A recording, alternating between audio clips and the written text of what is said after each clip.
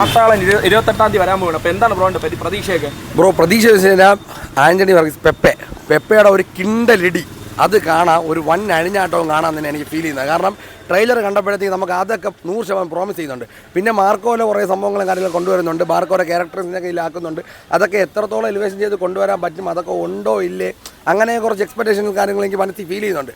പക്ഷേ കാട്ടാളം ഭയങ്കരമായിട്ട് വെയിറ്റ് ചെയ്യുന്നതെന്ന് വെച്ചാൽ പ്രൊഡ്യൂസറിനെ ആരും കണ്ടില്ല, പെപ്പയുടെ പടം എന്ന് പറയുമ്പോഴത്തേക്ക് ഒരു ഇടി പടം എന്ന് പറയുമ്പോഴത്തേക്ക് അത് വേറൊരു റേഞ്ചിലോട്ട് പോകണതാണ്. ആ ഒരു ഇത് നിലനിർത്തി പെപ്പയുടെ ഒരു തിരിച്ചുവരവാനും സാധ്യത ഉള്ളതുപോലെയൊക്കെ എനിക്ക് കാട്ടാളം ട്രെയിലറിൽ എനിക്ക് ഫീൽ ചെയ്യുന്നുണ്ട്. എന്ത് തന്നെയാണെന്ന് പടം കാണുമ്പോഴേ നമുക്ക് ഭയങ്കരമായിട്ട് ഫീൽ ആവുള്ളൂ, എന്താണെന്ന് മനസ്സിലാക്കാൻ പറ്റുള്ളൂ. മാർക്കോ ഒരു വൺ ഫൈറ്റ് പടമാണ്, ഒരു ഭയങ്കര ഫുൾ ഔട്ട് ആൻഡ് ഔട്ട് അടിപ്പടമാണ് എന്നുള്ള രീതിയിൽ അവർ ട്രെയിലറിൽ മൊത്തം കാണിച്ച് ഫുൾ ഇതിന് എ സർട്ടിഫിക്കറ്റാണ് കൊടുത്തിരിക്കുന്നത്.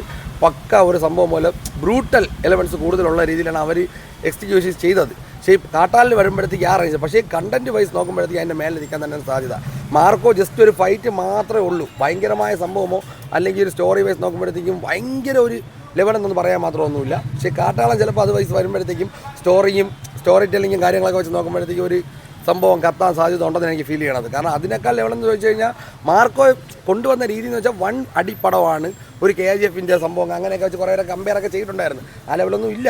എന്നാൽ ഒരു അടിപ്പടം എന്നുള്ള രീതിയിലാണ് മാർക്കോ എലിവേഷൻ ചെയ്തത്. ഇത് അങ്ങനെയല്ല, ഒരു പെപ്പയുടെ ഒരു സംഭവം, പെപ്പയുടെ അടി ഒരു ഫൈറ്റ് പടം, ഒരു 1 പക്ക മാസ് ഷോ ആയിരിക്കും എന്നുള്ള രീതി അവർ കൊടുക്കണത്. പിന്നെ അതിൻ്റെ ഒരു ഹൈപ്പ് നിലവിൽ പടത്തിലില്ല.